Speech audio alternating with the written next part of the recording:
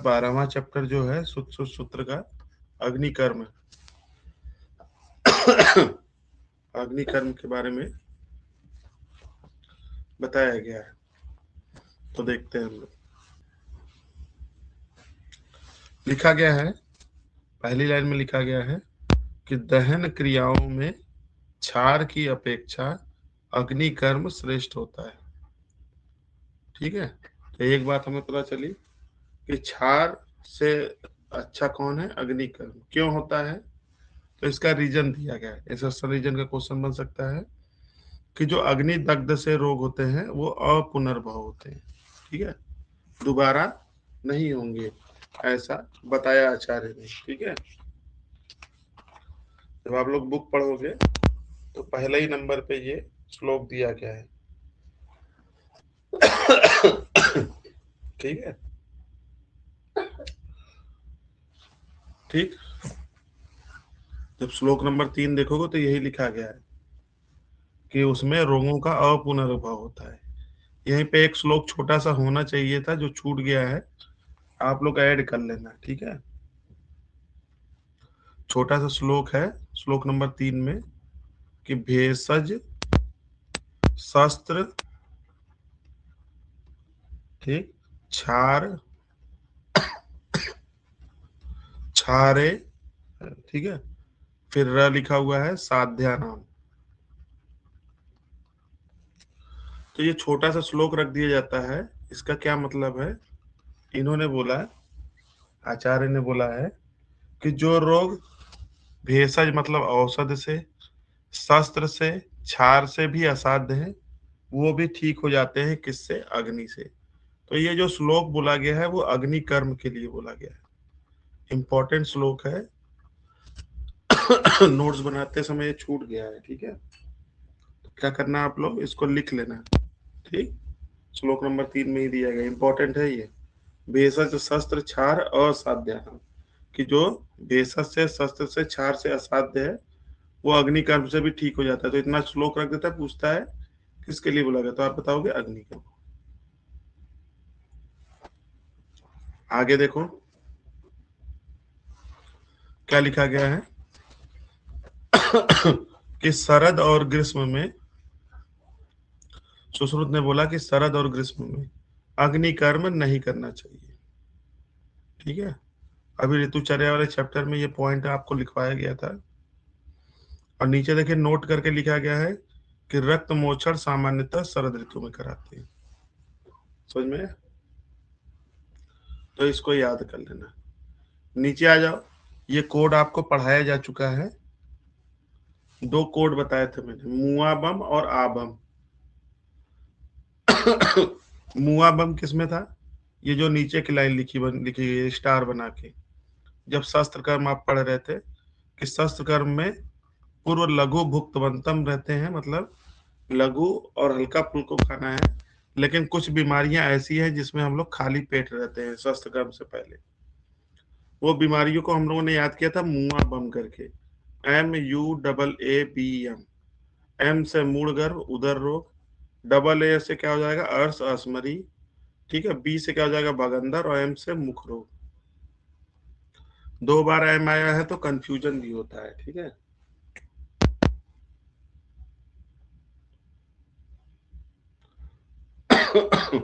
ठीक है,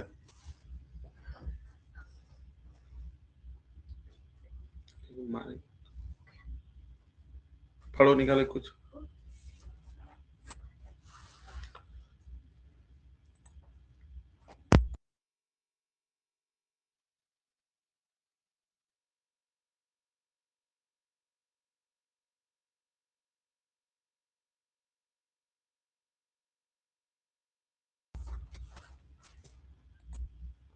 ठीक है, तो जो अग्नि कर्म है उससे पूर्व वैसे तो पिच्छे पान खिलाना है, लेकिन कुछ बीमारियां हैं जिसमें खाली पेट है। तो ये खाली पेट वाली बीमारियां कौन कौन सी है? तो आप हम याद करोगे, स्टार्टिंग का एम और यू हट जाएगा। ठीक है, अर्श, असमरी, भगंदर और मुख रोग। ठीक है, इसमें क्या करेंगे? खाली पेट अग्नि कर्म कराएंगे। और खाली पेट शस्त्र कर्म, MUAABM। आगे देखो क्या लिखा गया, आप्यायिक अवस्था में, मतलब इमरजेंसी कंडीशन में क्या करेंगे, ऋतु पत्निक के अनुसार अग्निकर्म करेंगे। ठीक है,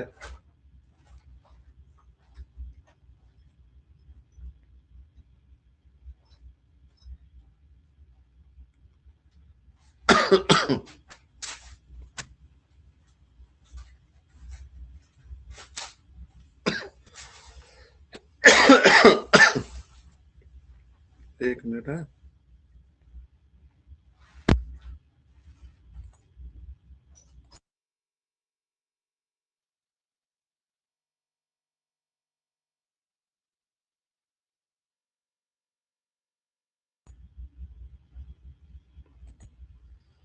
ठीक है, कि आत्यायिक अवस्था में क्या करना है, इन्होंने बोला ऋतु प्रति, ऋतु के हिसाब से अपना करो।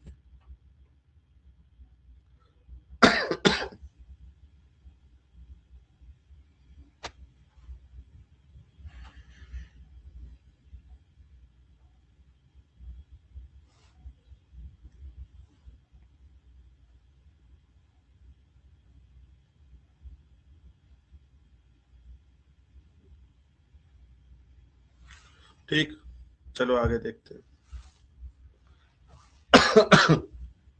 आगे जो है सुश्रुत ने बताया कि दहन जो होता है, अग्निकर्म जो होता है, वो 4 तरीके से करना है। ठीक है, अग्निकर्म या दहन 4 तरह से, वलय, बिंदु, विलेखा मतलब रेखा, और प्रतिसारण, ये 4 तरीके से करोगे। जैसे ना वो जो उस पे लगाते हैं, ठीक है, बिंदु बिंदु रूप में, वलय के रूप में, ठीक है, रेखा के रूप में, प्रतिसारण के रूप में, ये 4 तरीके के बताए गए हैं। दहन कर्म कितने प्रकार का बताया गया है, 4 तरीके का बताया गया है, वलय, बिंदु, विलेखा और प्रतिसारण, पूछा जाता है ये। ठीक, अष्टांग संग्रह ने 7 तरह का बताया है, 4 तो ये बताया ही, साथ में उन्होंने अर्धचंद्राकार, स्वस्तिक और अष्टपद भी बताया है। ठीक है,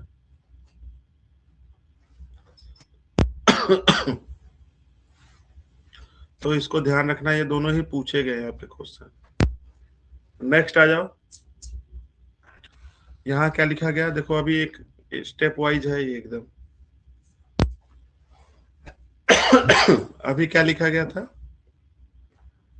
कि दहन कितने प्रकार का है, तो दहन 4 प्रकार का हो गया। दहन के उपकरण कितने प्रकार के होते हैं, ठीक है, कि दहन के उपकरण कितने प्रकार के होते हैं, तो लिखा गया है कि अगर त्वचा में दग्ध करना है तो पिप्पल, अजासकृत, गोदंत, सरसलाका का यूज करोगे। ठीक है, मांस में दग्ध करना है तो जांबव, ओष्ठ या लोहे का प्रयोग करोगे। और शिरा, स्नायु, अस्थि संधि में दग्ध करना है तो छौद्र, गुड़ और स्नेह का प्रयोग करोगे। ठीक है, बहुत इंपॉर्टेंट ये है।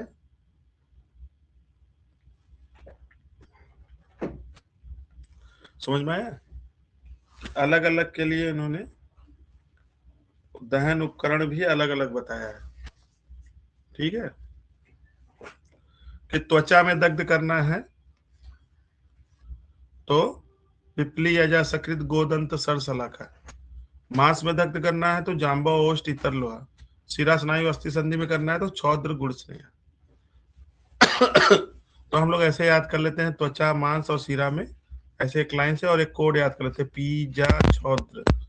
पी से हो जाएगा पिपली, अजासकृत, जा से जांबव, और छौद्र से छौद्र, गुड़, स्नेह। ठीक है, तो इसको याद रखना, क्योंकि वहां पे तो ऑप्शन में रहेगा तुम्हारे पास।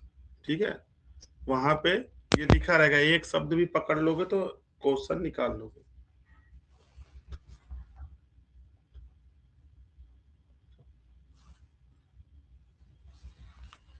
ठीक है, त्वचा में दग्ध होने पर पिपली, अजासकृत, गोदंत, सरसलाका।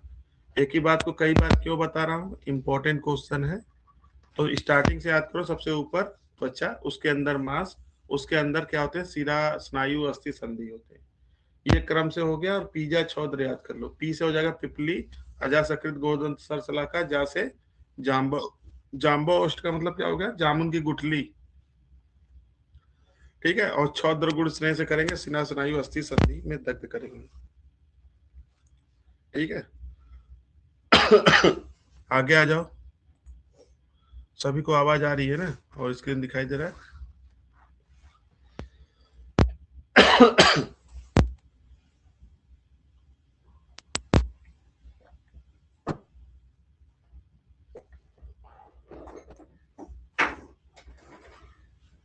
ठीक है। अरे पापा एक्सपायरी है।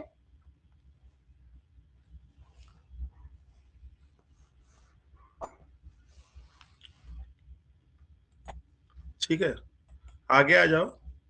वाग्भट ने और भी दहन उपकरण माने, जैसे उन्होंने पिचुवर्ती, सूर्यकांत और मोम को भी दहन उपकरण माना है। ठीक है, तो ये हो गया। नेक्स्ट आ जाओ। आगे देखो क्या लिखा गया है। सम्यक दग्ध होने पर, मतलब आपने दग्ध किया और वो सही तरीके से दग्ध हो गया है, तो उसे मधु, उस पे मधु और सर्पी लगाना है। ठीक है। जैसे आपने पिछले क्लास में पढ़ा था कि क्षार के दग्ध हो जाने पर, सम्यक दग्ध होने पर क्या लगाएंगे, व्रण हो जाएगा तो क्या लगाएंगे, ये सारी चीजें पिछली क्लास में बताई गई थी। उसी तरह अग्निकर्म किया जा रहा है। तो अग्निकर्म करने के बाद अगर उस पे फिर हम लोग क्या करेंगे, मतलब सम्यक दग्ध हो गया है तो मधु सर्पी लगाना है। इंपॉर्टेंट क्वेश्चन है। ठीक है, नेक्स्ट आ जाओ। क्या लिखा गया, अग्नि दग्ध। अग्नि दग्ध भी 4 तरीके का होता है। ठीक, देखो सबसे पहले सब अलग अलग पढ़ना है। दहन कितने प्रकार का था, कितने तरीके से करेंगे, वलय, बिंदु, लेखा, प्रतिसारण। दहन उपकरण पढ़ा हम लोगों ने, पीजा छौत्र वाला। अब उसके बाद पढ़ रहे हैं हम लोग अग्नि दग्ध कितने प्रकार का होता है, जैसे जो दग्ध होता है वो कितने प्रकार का होता है। तो पहले लिखा गया है प्लुष्ट, प्लुष्ट दग्ध। दूसरा लिखा गया है दुर्दग्ध। तीसरा लिखा गया है सम्यक दग्ध। चौथा लिखा गया है अति दग्ध। अब देखो, ये सम्यक वाला तो अच्छा वाला है। बाकी ये तीनों को समझो। प्लुष्ट का मतलब क्या होता है, जैसे कहीं आग की लपट लग गई, झुलस गए, वो वाला। दुर्दग्ध मतलब थोड़ा सा और उसकी, मतलब थोड़ा और ज्यादा जला हो। और जो अति दग्ध है, मतलब जब खूब ढेर सारा जल गया है आदमी। ठीक है, तो क्या कंडीशन होगा, वो तीनों को समझोगे तो उसके हिसाब से अगर लक्षण याद करोगे तो आराम से याद रहेगा। ठीक है, तो एक एक को हम लोग देखते हैं। सबसे पहले प्लुष्ट दग्ध, मतलब जो जैसे नहीं होता, बोलता है कि झुलस, मतलब थोड़ा सा हल्का सा वो लग गया है, बोलते हैं कि लपट लग गई है। ठीक है, तो विवर्ण प्लुष्यते अति मात्रम। ठीक है, कि प्लुष्ट दग्ध का क्या लक्षण उन्होंने बताया, क्या होगा इसमें, कि प्लुष्ट दग्ध पे इन्होंने बोला कि वहां पे उसका कलर क्या होगा, विवर्ण, विवर्ण प्लुष्यते अति मात्रम। प्लुष्ट का मतलब ही झुलसना होता है। विवर्ण मतलब कलर वहां का चेंज हो जाएगा, नहीं काला हो जाता है थोड़ा, और ज्यादा झुलस जाना, यही क्या कहलाएगा, प्लुष्ट दग्ध का लक्षण हो गया। ठीक, और इसकी चिकित्सा ही भी साथ साथ बताई जा रही है। वैसे तो बुक में ये श्लोक अलग जगह दिया है, ये अलग जगह दिया गया है। ठीक है, दोनों पूछे गए हैं। ठीक, प्लुष्ट दग्ध का लक्षण क्या हो गया, विवर्ण होगा और प्लुष्यते अति मात्रा। सिंपल सा है लेकिन पूछा गया है। अब यहाँ देखो, इसकी चिकित्सा भी उल्टी है? आग लगा है और उष्ण चिकित्सा भी बताई जा रही है कि उष्ण चिकित्सा इसमें करनी है हमें। नेक्स्ट आ जाओ, दुर्दग्ध।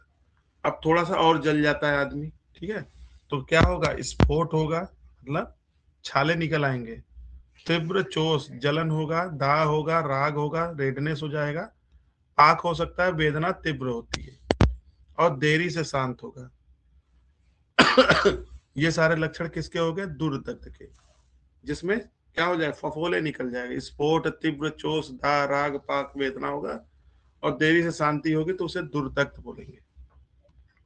और इसमें चिकित्सा क्या करते हैं हम लोग, शीत और उष्ण दोनों ही चिकित्सा करेंगे, ठीक है, शीत उष्ण दोनों चिकित्सा करनी है, लेकिन घृत आलेप और सेक ये सारी चीजें शीतल लगाओगे, क्वेश्चन पूछा गया है, ठीक है। दुर्दग्ध की चिकित्सा क्या हुई, शीत और उष्ण दोनों है, लेकिन घृत आलेप और सेक लगाना है तो शीतल लगाएंगे, ठीक है। सम्यक दग्ध सबसे इंपॉर्टेंट यही है। सम्यक दग्ध में क्या, अनवगाढ़म, ज्यादा डीप नहीं होना चाहिए, ताल फल का होना चाहिए, सुसंस्थित पूर्व लक्षण, और सब कुछ सही जगह पे रहे, ठीक। और इसकी चिकित्सा देखो क्या बताई गई कि इसमें सम्यक दग्ध में तुगा छिरी आदि द्रव्यों से आलेप, ग्राम में अनुक द्रव्यों का लेप, और ये बड़ा इंपॉर्टेंट है, सम्यक दग्ध में पित्तज वृद्धि के समान चिकित्सा करते हैं, क्योंकि इसमें पित्तज वृद्धि करते हैं। और नेक्स्ट में देखोगे तो पित्तज विसर्ग के समान, 20 बार पूछा हुआ क्वेश्चन है कि पित्तज वृद्धि में किसके समान करेंगे और पित्तज विसर्ग में किसके समान करेंगे, ठीक है। तो नेक्स्ट आ जाओ, अतिदग्ध, इसका क्या लक्षण है, मांस अवलंबन, जब ज्यादा कोई व्यक्ति जल जाता है तो उसका क्या लक्षण होता है, मांस के लोथड़े लटकने लग जाते हैं, मांस अवलंबन, गात्र विश्लेष, मतलब जो हाथ पैर है वो अपनी की शिरा स्नायु अस्थि संधियों में क्या होता है, उनकी बनावट में चेंजेस हो जाते हैं, ठीक है, पूछा गया ये। मांस अवलंबन, गात्र विशेष, शिरा स्नायु अस्थि संधि में व्यापद उत्पन्न हो जाएगा, कॉम्प्लिकेशन, ज्वर होगा, दाह, पिपासा, मूर्छा, और इसका विवरण देरी से होता है। इसकी चिकित्सा क्या है, पित्तज विसर्ग, पित्तज वृद्धि की चिकित्सा किसके समान होगी, सम्यक दग्ध में, ठीक है। आगे देखो, इसमें और भी चिकित्सा बताई गई है कि जो विषीर्ण मांस हुआ है उसे निकाल दो काट के, जो मान लो तो लटका है, क्या हुआ, पकड़ा रहे हैं, माइक बंद कर लीजिए आप सभी लोग। ठीक है, तो क्या करेंगे, विषीर्ण मांस को काट के निकाल देंगे और उस पे क्या करेंगे, शीतल उपचार करेंगे, ठीक। सबसे ज्यादा पूछा गया ये है, गुड़ची पत्र से आच्छादन, गुड़ची के जो पत्ते हैं उस पूरे जो जहां पे जला हुआ है उससे ढक देते हैं, ये कई बार पूछा गया है अति दग्ध की चिकित्सा।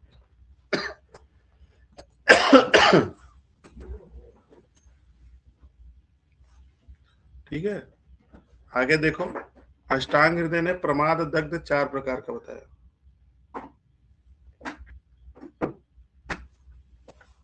ठीक है, सारा वही है, प्लुष्ट की जगह पे यहाँ तुथ्य हो गया है, दुर्दग्ध, सम्यक और अतिदग्ध, ठीक है। अब आ जाओ, कुछ चीजें और इंपॉर्टेंट चीजें लिखी गई हैं, इसको देखते हैं हम लोग। सबसे पहले देखो क्या लिखा गया, सबसे पहली लाइन में कि स्नेह से दग्ध होने पर क्या होता है, रुजा अधिक होती है।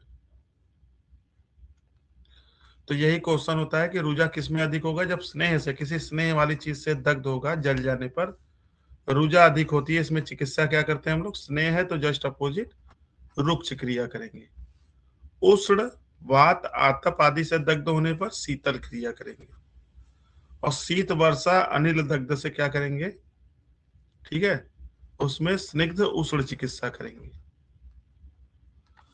बिजली मार नहीं, बिजली वाला तो ये इंद्रवज वाला, अति तेज, ज्यादा तेज मतलब जल उससे हो गया है तो उसमें किसी भी प्रकार की सिद्धि प्राप्त नहीं है, मतलब ये असाध्य होता है। अति तेज मतलब बहुत ज्यादा कहीं पे तेज मतलब वो हो जाए, गर्मी हो जाए, तो उसमें कोई चिकित्सा नहीं बताई गई है, ठीक है।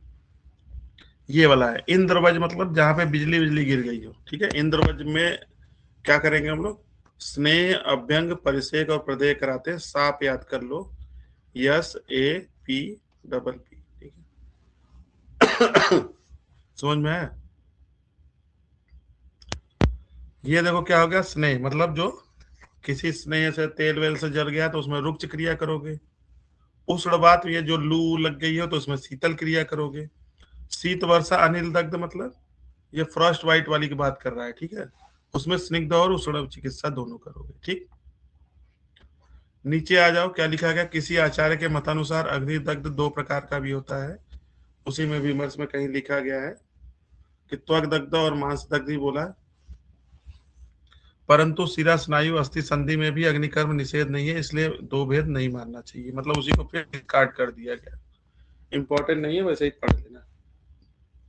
आगे देखो, बहुत इंपॉर्टेंट है।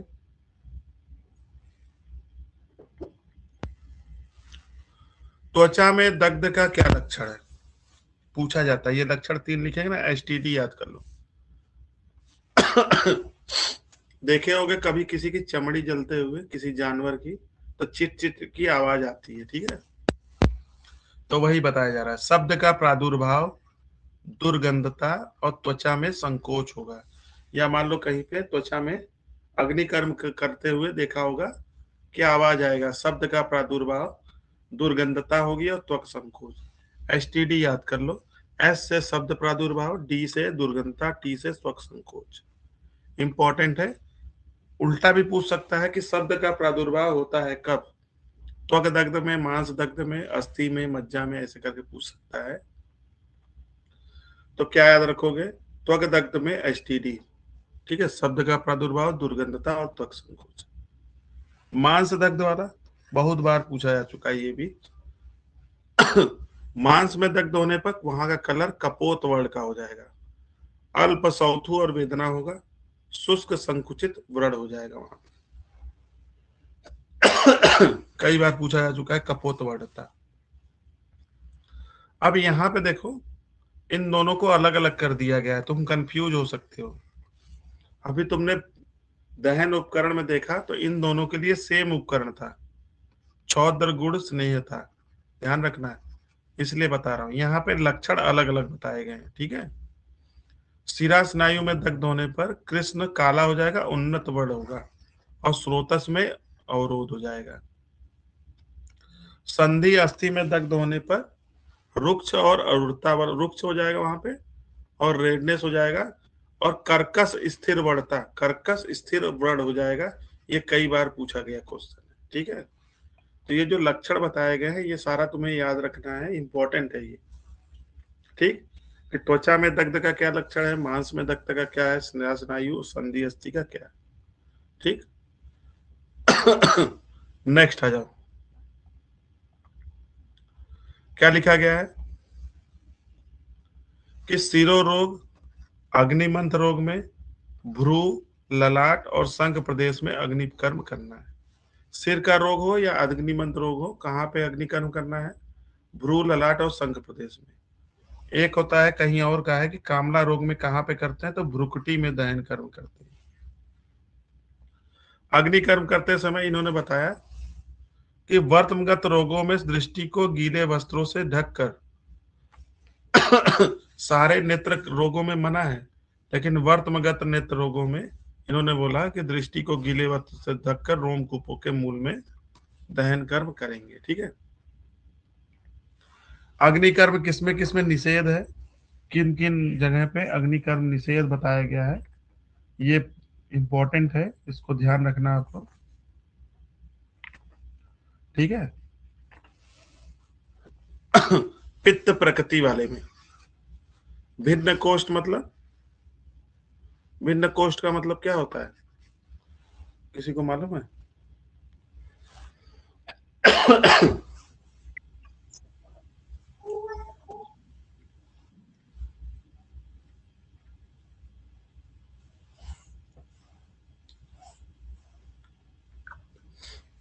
ठीक है,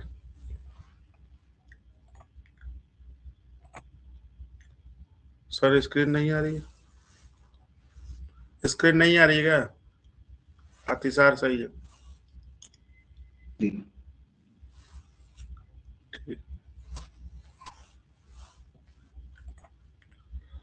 तो अग्निकर्म का निषेध इन्होंने बोला कि पित्त प्रकृति वाले में, भिन्न कोष्ठ मतलब अतिसार वाले में, अनउद्धृत शल्य, जिसका शल्य निकला ना हो उसमें भी अग्निकर्म नहीं करना चाहिए। अस्वेद्य, जो स्वेदन के योग्य नहीं है उनमें भी अग्निकर्म नहीं कराना चाहिए, ठीक है। तो ये इंपॉर्टेंट है। आगे देखो धूमोपहत, जैसे कहीं आग लग गई तो उसमें धुआं भी तो बनता है, तो उस धुएं के कारण जो होता है, क्या होता है कि शब्द, रस और गंध का ज्ञान नहीं होता है। ऐसे भी क्वेश्चन पूछता है, ऐसे भी क्वेश्चन पूछता है कि धूमोपात का लक्षण है कि शब्द, स्पर्श, रस, गंध का ज्ञान नहीं होना, या शब्द, रस, गंध का ज्ञान नहीं होता है धूमोपात में। ठीक है, कई बार पूछा हुआ क्वेश्चन है। और क्या होगा, तृष्णा होगा, दाह, ज्वर और मूर्छा होती है। ठीक, आगे देखो इसकी चिकित्सा क्या है। तो एक कोड याद कर लो, वक्सा वमन कराना है, कवल ग्रहण कराना है किसका, मधुर अम्ल लवण, ठीक है, प्रधान द्रव्य से, सिरो विरेचन कराना है और आहार देना है लघु। वक्सा करते हैं किसमें, धूमोपात में, और इसमें क्या होता है, शब्द, रस और गंध का ज्ञान नहीं होता। तो ये रहा सुश्रुत में जो आप लोग सुश्रुत सूत्र का जो 12वां चैप्टर है उसमें हम लोग पढ़ते हैं। जितनी चीजें बताई गई हैं सारी की सारी इंपॉर्टेंट हैं। इसको ध्यान रखना। एक चीज छूट गया, इसको लिख लेना। सर से ग्रंथि विसर्प में दराह करते हैं, ग्रंथि विसर्प में दाह करते हैं। सर मतलब बाढ़, ये अभी आएगा, नीचे मिलेगा। चलो देखते हैं, ये हो गया सुश्रुत का। चरक अष्टांग हृदय का भी देख लो। अग्निदग्ध 4 प्रकार का बताया गया। उन्होंने सुश्रुतोक्त जो प्लुष्ट दग्ध की जगह तुच्छ रख दिया, बस यही है। इसका लक्षण बताया गया है, विवर्ड तो अत्यर्थ, उष्ण होगा और विवर्ड हो जाएगा कलर, न चस्लो स्फोट। और ध्यान रखना, झुलसने वाले में छाला नहीं देता है, छाला किस में आता है, दुर्दग्ध वाले में आता है। ठीक है, स्फोट होगा, दाह तीव्र और जलन होगा। इसकी चिकित्सा में इन्होंने क्या बताया, जो प्लुष्ट वाला वहां बताया था उष्ण चिकित्सा, इन्होंने भी वही बताया है। अग्नि प्रतपनम कार्यम उष्ण च भेजसम, उष्ण चिकित्सा, उष्ण चीजें ही उसमें कराएंगे। ठीक है। अति दग्ध का लक्षण जैसे सुश्रुत ने बताया, मांस का अवलंबन होगा। ठीक है, सारी चीजें इन्होंने भी वही बताई है, चिकित्सा भी वही बताई, पित्तज विसर्प के समान। सम्यक दग्ध में देखो सेम सुश्रुत के समान पित्तज वृद्धि चिकित्सा है। और क्या बताया, स्थिरते रखते, रक्त बंद हो जाएगा सम्यक दग्ध में। और क्या होगा कि शब्दवत, मतलब बूंद बूंद करके शब्द से युक्त होता है। ठीक है, लसिका और शब्द वो निकलेगा। ठीक है, और सबसे ज्यादा इंपॉर्टेंट है पक्व ताल कपत्वाभम, ये लक्षण मिलता है। ठीक है, ये उसके लक्षण मिलते हैं। तो ये सम्यक दग्ध का लक्षण हो गया। सबसे ज्यादा पूछा गया है पित्तज विसर्प के समान और पित्तज विद्धि के समान किसमें करते हैं, इसको ध्यान रखना आप लोग।